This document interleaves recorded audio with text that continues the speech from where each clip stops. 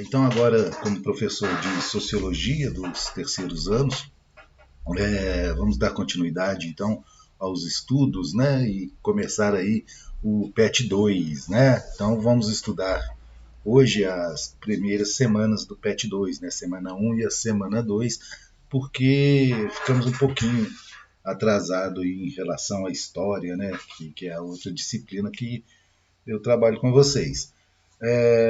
Nessas 2 semanas, né, lá no PET 1, desculpa, no PET 2, trata das origens e transformações, né, raça, origens e transformações, continuidades e atualidades.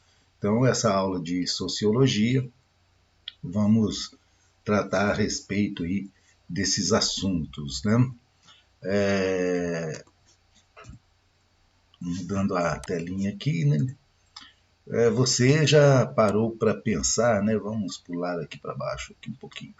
Você já parou para pensar em quantas vezes no dia, né, no dia a dia, ouvimos expressões do tipo só podia ser preto, isso é coisa de mulherzinha, ou ainda programa de índio, né? A gente percebe, né, que nessas frases, né, percebe-se que tais sentenças têm um tom de recriminação, ou seja, pressupõe a inferioridade de mulheres, de negros e de indígenas, né? Então, quando a gente utiliza esses termos, nós estamos recriminando, né? Nós estamos colocando essas pessoas, né, em situação de inferioridade.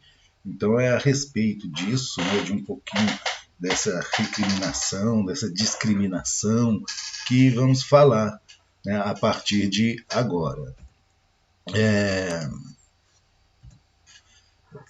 Então existem aí 3 formas, né, que nós vamos estudar aqui de recriminação aí, né, de desrespeito a outras pessoas, né, o que nós chamamos de outras etnias. O preconceito, a discriminação e a segregação. Tá? Preconceito, discriminação e segregação são conceitos com definições diferentes. Tem a ver com as disputas de poder político, territorial e institucional. Então, na primeira definição que nós temos aí, nós já percebemos que preconceito, discriminação e segregação são questões diferentes, né? Elas possuem diferentes definições. Essas práticas que expressam estruturas hierárquicas socialmente construídas valorizam certos grupos sociais em detrimento de outros, tá? Então, o preconceito, a discriminação e a segregação, elas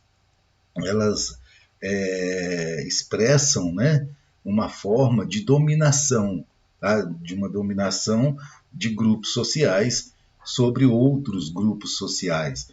A princípio, aí nós vamos ver, então, a respeito do preconceito, né? O que é o preconceito? Preconceitos são atitudes negativas e desfavoráveis contra uma pessoa, um grupo ou uma cultura diferente daquelas que os manifestam. Tais atitudes servem de base para julgamentos prévios, né? Então, né, a própria palavra, né, preconceito, né, já é um conceito antecipado. Então, quando se faz um preconceito, né, a gente já está sendo desfavorável, né, ou tomando uma atitude negativa em relação a um outro grupo. Vamos sair um pouquinho daqui, vamos vir aqui para cima aqui. A legislação considera crime qualquer forma de preconceito. Tá? Então existe uma legislação que torna o preconceito algo criminoso. Contudo, infelizmente, persistem na sociedade brasileira preconceitos relacionados a diferentes aspectos sociais, quase imperceptíveis por serem socialmente naturalizados, né? Então existem muitas formas de preconceito na sociedade em que está naturalizado, né? As pessoas cometem aquele preconceito naturalmente, porque já é, né, vamos dizer assim, comum à sociedade esse preconceito. há casos em que o preconceito é imperceptível, até mesmo para a própria vítima. Tá? É o que acontece quando um garoto negro está andando com alguns outros não negros e existe uma batida, né, uma blitz policial, e os policiais fazem uma revista, né, no próprio, somente no negro, né? Então isso aí já é um preconceito, tá? E muitas vezes isso ficou normal na nossa sociedade, tá?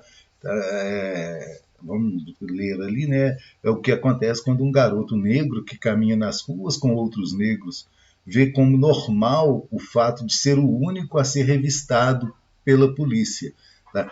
E isso causa tanto de um lado quanto do outro, né?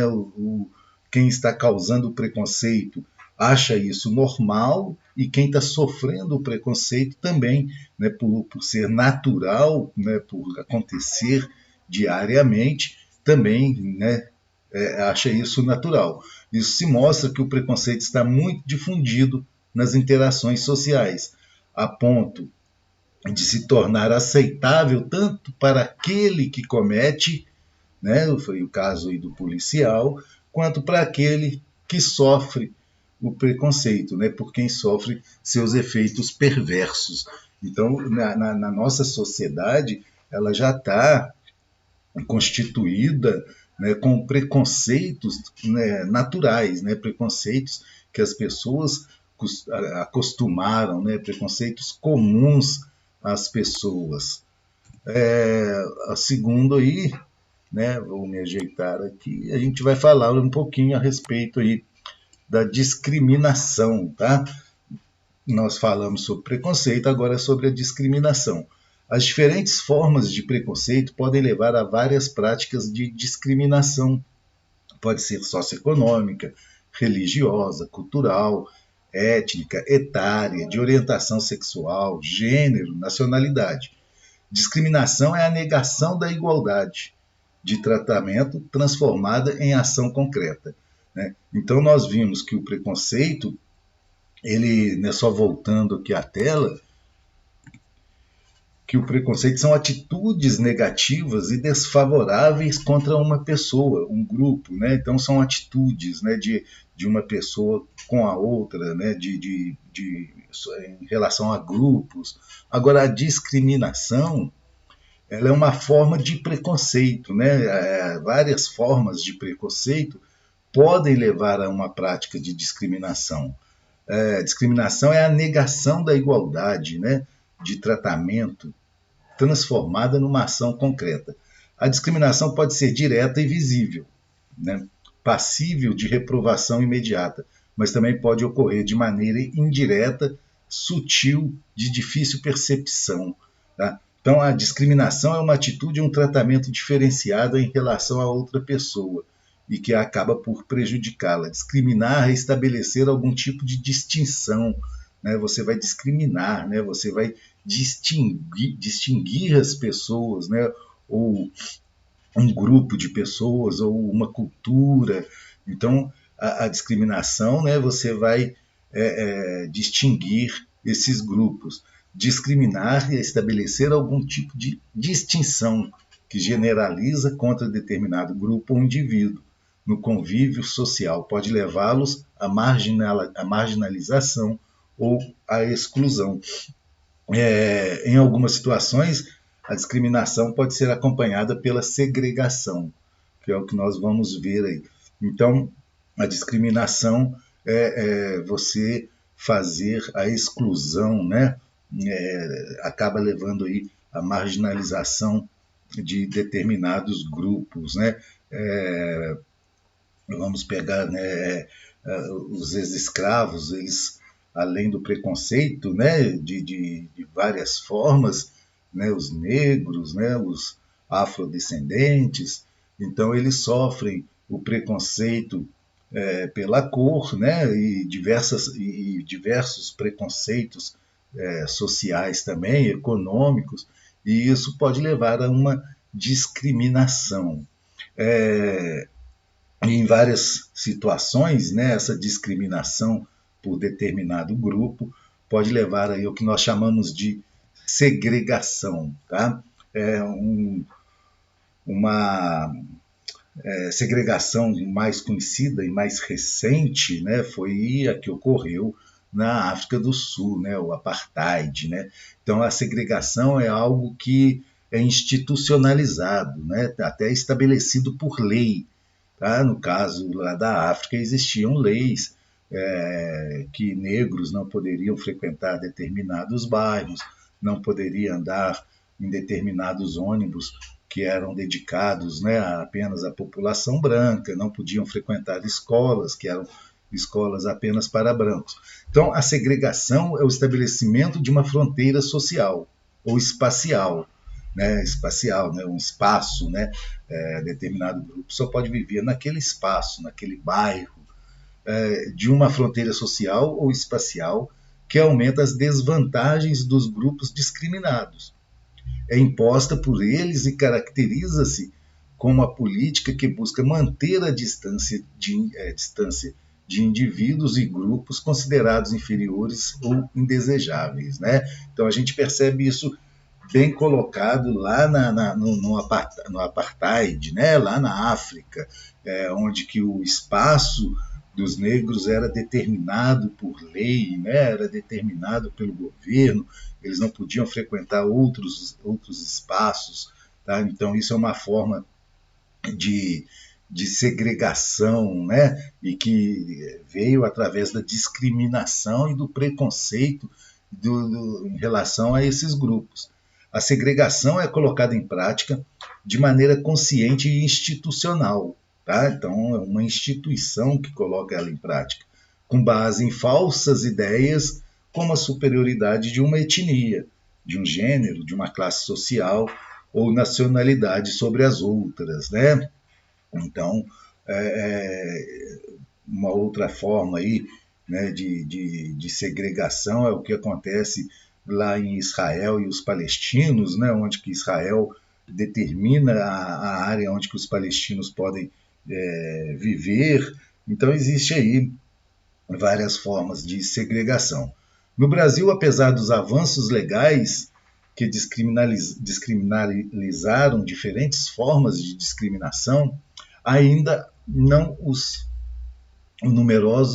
ainda existem, né, numerosos episódios de preconceitos. A reincidência dessas atitudes produz em indivíduos e grupos sociais a consolidação de estigmas que podem resultar em situações de violência extrema. Né? Então, a forma de preconceito, discriminação, segregação podem levar esses grupos, essas etnias, né, aos grupos aí sociais que são discriminados, a resultar em situações de violência. Né? Lá na própria exemplo da África do Sul, ocorria muita violência, né, desses grupos discriminados, desses grupos que estavam aí segregados, né, estavam separados, né, havia aí o apartheid. Vou pular aqui para baixo para não atrapalhar a leitura. Isso, raça, racismo e etnia, né, aspectos antropológicos. Né? Então vamos falar um pouquinho aí a respeito do termo raça, né, como ele foi utilizado, né, o que gera aí o racismo, né, e o que hoje nós utilizamos, né, que é a etnia. Então, ao longo da história da humanidade, foram frequentes os encontros entre grupos sociais cujas diferenças eram percebidas principalmente pelos traços físicos. Essas características passaram a servir, então, como critério para classificar os grupos humanos. Né? Então, ao longo aí da história, utilizou-se, né, o aspecto físico, né, os traços físicos, para classificar os grupos humanos. Né? A gente lembra aí, né, amarelo, vermelho, branco, negro. Então, o aspecto físico, né, o traço físico, era utilizado para classificar grupos humanos, né? Se a gente pensar bem, a gente vai começar a imaginar o seguinte: por que classificar grupos humanos, né? Somos todos aí humanos, né? Mas a ciência sempre buscou aí uma classificação desses grupos. A partir do século XV, os europeus, né, nas grandes navegações, os europeus lançaram-se à exploração do mundo. Nessa época, as diferenças entre grupos humanos, com base no fenótipo, né, na característica física, associadas aos interesses econômicos e políticos das elites, né, das metrópoles, serviam como critério para justificar a exploração das populações nativas da Ásia, da África, da Oceania e aqui da América, pelos colonizadores europeus. As diferenças físicas foram utilizadas como rótulo qualitativo e indicativo de suposições de superioridade e inferioridade. Então, a partir do século XV, né, com as grandes navegações, quando os europeus se lançam ao domínio de novas colônias, eles vão utilizar, né, desse aspecto físico como uma justificativa para a dominação que eles estavam impondo a esses novos grupos que eles encontravam, né? Então, era a utilização do fenótipo, né? Dos traços físicos, né? Da composição física das pessoas. Já no século XVIII, né? A gente já vai lembrar aí um pouquinho do iluminismo, da chegada da ciência, né? Da disputa entre ciência e religião. Então, no século XVIII, a cor da pele foi transformada no principal critério classificatório das hierarquias raciais produzidas pelas ciências naturais. Os europeus justificavam suas ações com a ideia de que esses povos eram inferiores, porque possuíam características físicas e culturais diferentes. Construía-se assim o racismo, né? Então, o racismo, vamos dizer assim, o racismo científico, né? Em que os cientistas, né, europeus daquele período, né, do iluminismo ali, eles acreditavam que as características físicas e culturais faziam com que os europeus fossem superiores, né, à raça branca europeia, né, o branco europeu era superior. Então, com essa ideia, né, produzida aí pela ciência, né, a ciência natural, criou-se, né, a ideia da inferioridade pela raça, né, e isso justificava aí a dominação, né, do europeu em outras colônias, né, em outras áreas do mundo. A ideologia do racismo baseou-se em estudos do comportamento humano, que procuraram explicar as diferenças sociais e culturais, apoiando-se nos conceitos das ciências naturais. Tais estudos influenciaram a criação de teorias raciais e eugênicas, que buscavam justificar a ideia da existência de povos inferiores e superiores, né? Então, percebe-se aí, né, que essa criação de teorias raciais e eugênicas, né, de separação, elas buscavam explicar, né, a existência de pessoas, né, e povos superiores e povos inferiores, e isso tudo numa justificativa para dominação, né, para uma dominação econômica, para uma dominação social, por uma forma de inferiorizar, né, o outro povo. As teorias raciais e a eugenia. Tá? Então, no final do século XIX, início do século XX, a ideia de superioridade entre os grupos étnicos e raciais, isto é, de que existem grupos humanos fortes e grupos humanos fracos, segundo características físicas herdadas biologicamente, foi associado a traços intelectuais e morais. Essa soma de suposições deu suporte à difusão de argumentos pretensiosamente científicos, que justificaram ações políticas e controles sociais exercidas pelas elites dominantes sobre as populações dominadas, negras e indígenas, né?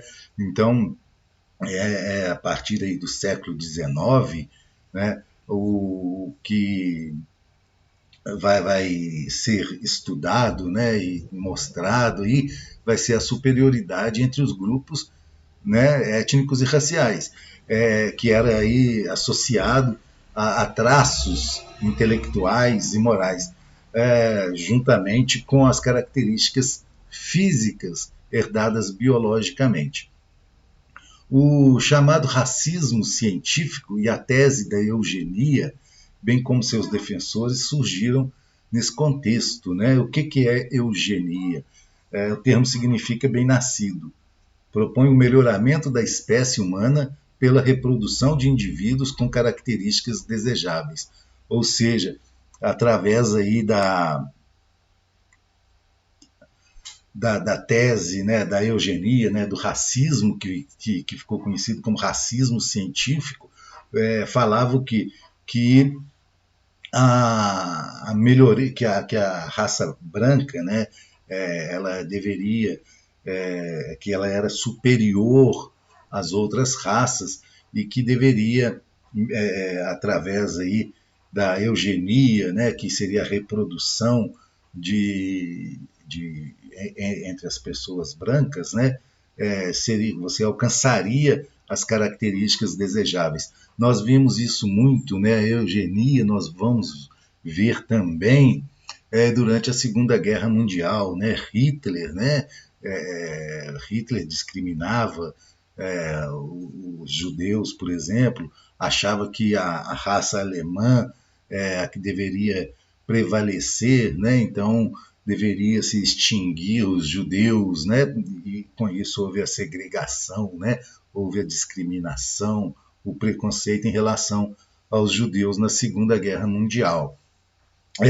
Então, a difusão dessas ideias contribuiu para a efetivação do racismo como ação política e ideológica.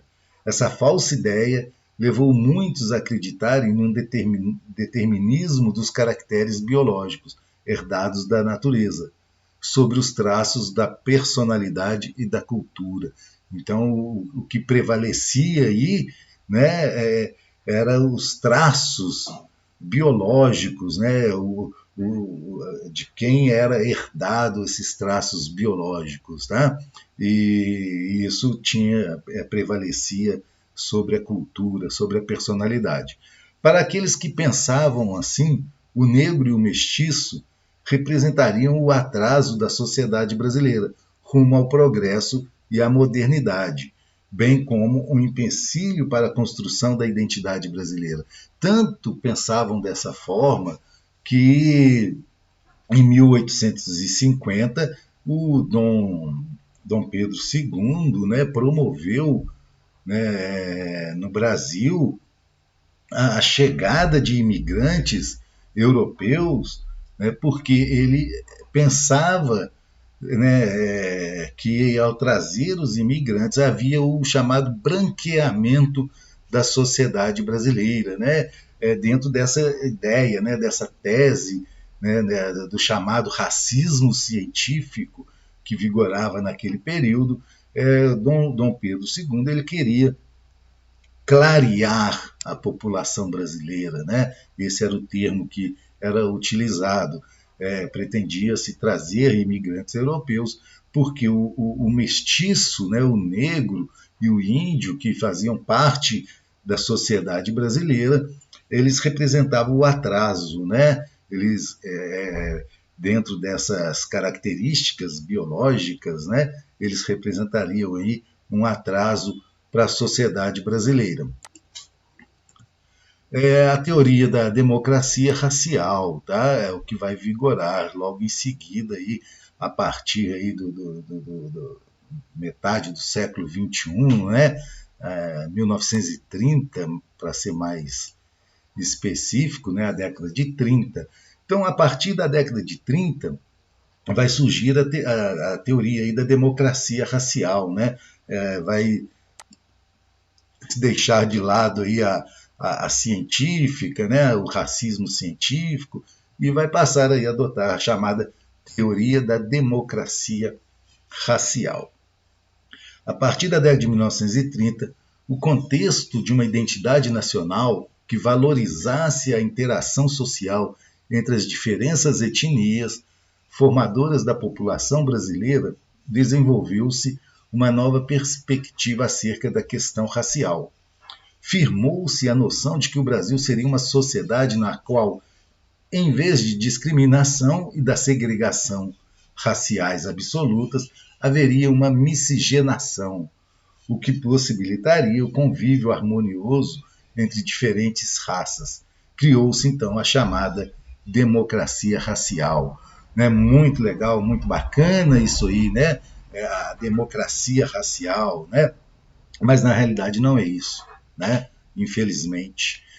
Criou-se essa noção, né, de que o Brasil, por ser um país onde existia uma grande miscigenação, ele estava à frente dos outros países, porque os outros países possuíam apenas um grupo, né, de etnia, né, vamos falar raça, né, naquele período usava-se esse termo, então existia apenas um tipo de raça. Então o Brasil era melhor. Por quê? Porque no Brasil haviam várias raças, né, e isso fazia com que o Brasil não se pregasse aqui no Brasil algum tipo de discriminação, de segregação racial, que aqui existia a democracia racial, né? E isso fez com que as pessoas, né, até mesmo o mundo, visse o Brasil como um país onde não existia, que não existia nenhum tipo de discriminação, um país onde que não existia nenhum tipo de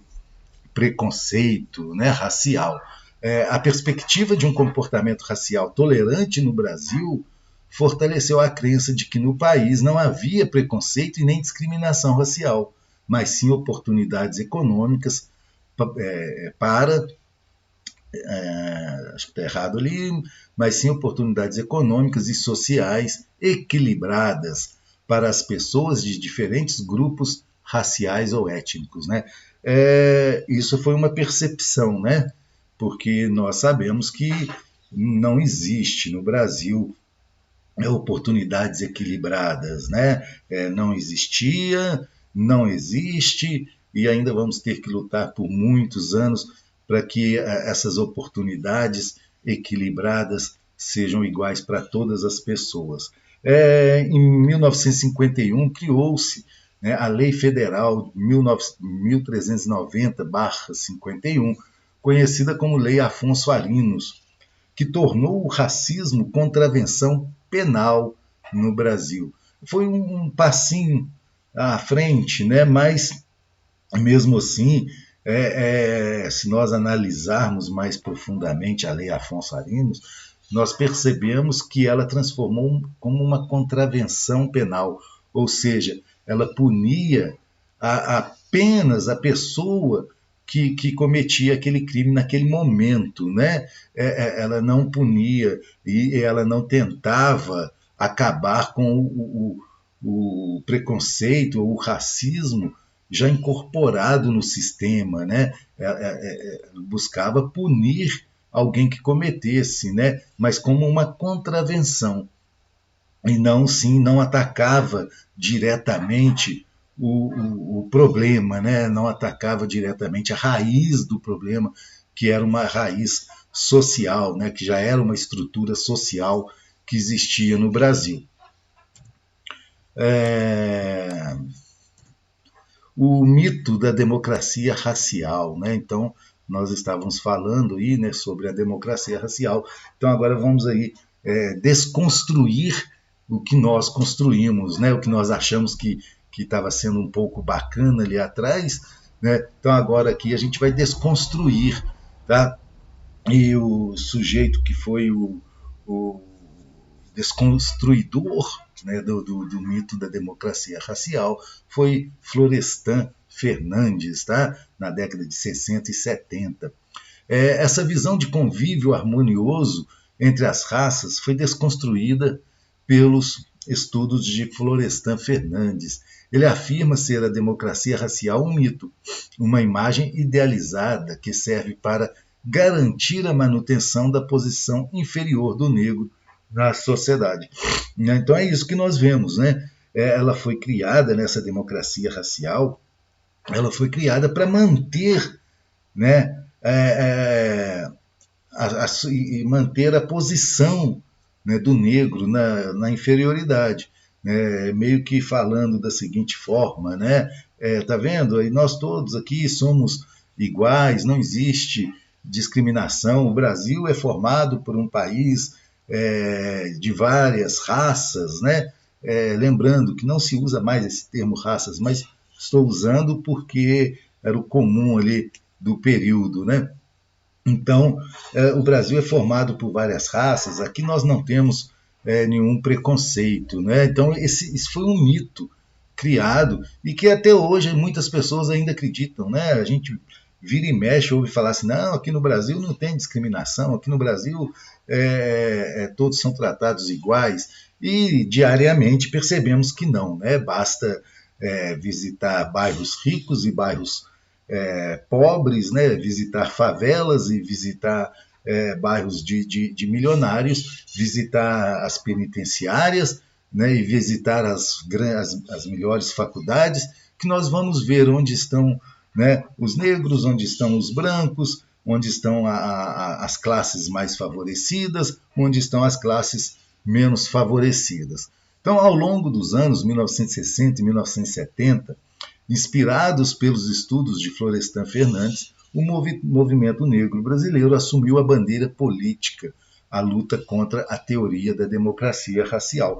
Então, hoje, aquilo que em 1930, né, o que prevaleceu aí até a década de 60, foi questionado, é questionado, né, e principalmente por movimentos negros aqui do Brasil, essa virou aí algo a ser combatido, né, essa tal da democracia racial. No caso brasileiro, as populações indígenas, afrodescendentes e mestiça continuam a ser tratadas de maneira preconceituosa e desigual, confirmando as críticas de Florestan Fernandes ao tratamento dado à questão racial brasileira, bem como as limitações da tese da democracia racial. Ainda hoje, em um contexto científico no qual o conceito de raças foi abandonado, essas teorias racistas continuam a ser defendidas por diversos grupos sociais, como, por exemplo, aí, né, os neonazistas, que ainda continuam defendendo a superioridade da raça branca, né? Inclusive, até serve de piada, né, aqui no Brasil, ter grupos neonazistas, né, já que nós somos considerados aí uma sociedade formada pela miscigenação, não existe raça pura, né, no Brasil. Então, os neonazistas brasileiros, na realidade, eles passam vergonha, né, em relação aos neonazistas da Alemanha ou de outros países aí da Europa, né, que nem deveriam existir, né? Neonazista nem deveria existir, para começar por aí, tá? Então, no Brasil, né, vai se colocar em dúvida, né, o mito da democracia racial, tá? E também, a partir aí da década de 70, vai se abandonar o uso, né, de raças, né, e vai passar a ser aí denominado grupos, né, por sua etnia, né, como, por exemplo, etnias africanas e por aí vai. Para tentar combater o problema, o movimento negro brasileiro pressionou o governo e, em 1989, conseguiu que fosse promulgada a Lei 7.716, né, de 89, que tornou o racismo crime inafiançável. Tá? Então, para a gente ter ideia, né, uma lei mais dura, né, em relação ao racismo, né, ao preconceito, ela só foi criada no Brasil em 1989. Olha só, né, A libertação dos escravos foi em 1888. Então, 100 anos, né, 101 anos aí, para se criar uma lei, né, onde vai se tornar crime que haja racismo no Brasil. Tá? Então, a partir de 89, o racismo ele é crime. Então, se você cometer um ato racista, você vai preso e é inafiançável, né? Você não pode sair mediante pagamento de fiança, tá? Então, essa lei de 89, ela já é um pouco mais dura, né, em relação aí aos praticantes de racismo. Etnia, né? Então, como eu falei, a gente utilizava muito a palavra raça, né? E hoje em dia ela está em desuso, né, em relação aos seres humanos. Então, hoje a gente utiliza a palavra etnia. Por que etnia? Um dos meios contemporâneos de abordar a dinâmica da interação entre os diferentes povos sociais que compõem a população mundial é o conceito de etnia. Tá? Podemos defini-la como um conjunto de seres humanos que partilham de diferentes aspectos culturais, os quais vão da linguagem à religião. São características culturais, portanto, são aprendidas e não inatas. Né? Então, a etnia ela está mais ligada aí à cultura, né, de determinados grupos. Né? Então, não mais a raça, não mais a cor, né? Não mais o fenótipo, a, as, a biologia, né, das pessoas. Então, o que define, né, o que mostra determinados grupos sociais é a cultura que esses grupos sociais praticam, né?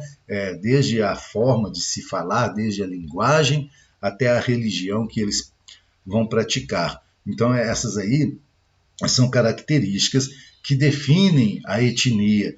E essas características elas são aprendidas ao longo da vida, né? Elas não nascem com as pessoas como seu aspecto físico, né? Como a cor da pele, por exemplo, né? Então, tudo isso você aprende, né? Então, hoje em dia, o que define os grupos sociais é a etnia, né? É a forma cultural, é a que eles praticam, é a linguagem, é a religião, e não mais algo herdado, né, nas gerações, não, mas a cultura que ela pratica ali, que ela aprende, né, que não nasce com ela. Então, o termo etnia está diretamente associado à diversidade cultural, elemento mais apropriado para identificar os diferentes grupos humanos. Né? Veja bem, por todas as formas que nós pensarmos, vai haver a separação, né? mas é uma separação pela cultura, né? E não uma inferiorização de um grupo sobre o outro. Né? Determinados grupos têm culturas diferentes, mas uma cultura ela não é superior a outra cultura, e isso não determina que determinado grupo seja superior ao outro grupo. A etnicidade, nesse caso, é a consciência de pertencer a determinada comunidade étnica, construindo uma identificação com grupos sociais específicos em uma dada sociedade, diferentemente do termo raça, que evoca uma distinção dada pela origem biológica. Etnia e etnicidade referem-se às práticas socioculturais e históricas de diferentes grupos humanos que interagem entre si. A ênfase dada à etnia e à ideia de diversidade ou pluralidade cultural colocou em xeque as fundamentações biológicas do comportamento humano. Então, esqueceu-se, né, aquelas fundamentações, né, a científica, né, o racismo científico, a democracia racial, e passou aí a ser mais voltado à questão do comportamento e não mais a fundamentações biológicas. Apesar disso, o termo raça ainda se encontra presente no cotidiano das relações sociais em sociedades complexas como a brasileira, né? Nós temos que nos livrarmos, né, dessas concepções racistas, né, que permearam aí a sociedade brasileira ao longo de todos esses anos, né, e ter uma visão mais voltada à cultura, né, ao que os outros grupos praticam dentro de uma cultura e não dentro, né, do que haja aí uma separação por outros motivos. Outros termos aí, vamos pular aqui para o cantinho de cá. Outros termos aí utilizados, né, e também que está dentro aí da nossa matéria, do nosso PET, em relação ao multiculturalismo, à interculturalidade e ações afirmativas, né? Então vamos ver aí conceitos sobre esses três assuntos, né? O que é o multiculturalismo? Existem várias definições, né, em relação ao multiculturalismo, tá? Conforme o contexto sociohistórico e compreensão histórico e compreende diferentes pontos de vista.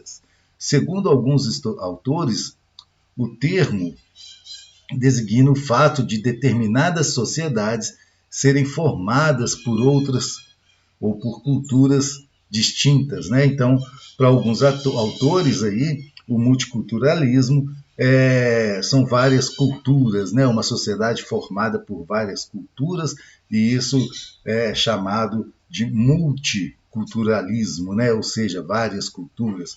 Para outros, esse conceito descreve uma política que visa a coexistência pacífica entre grupos étnicos e culturalmente diferentes, né?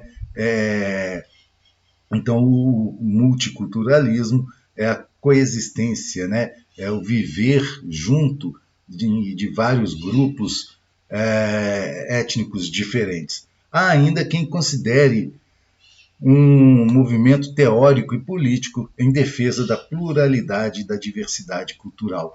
Então, existem três formas diferentes de se ver, né, e de se definir multiculturalismo, né? Aquela forma onde que existem várias culturas, né, isso é um multiculturalismo. A coexistência entre grupos étnicos e culturalmente diferentes também é chamado de multiculturalismo, e também um movimento teórico e político, né, que defende a pluralidade de cultura. A interculturalidade, de modo diverso, né, bem genérico aí, aponta a comunicação e a interação entre as culturas como meio de produzir novos conhecimentos e outras interpretações simbólicas do mundo, né? Então é o surgimento aí, né, o produzir novos conhecimentos, né, a interação, né, a interpretação, né, de novas formas de cultura. Ações afirmativas, vamos pular aqui para o meio. Ações afirmativas começaram a ser adotadas nos Estados Unidos nos anos de 1930 e multiplicaram-se de diferentes maneiras em vários países, incluindo os países da Europa.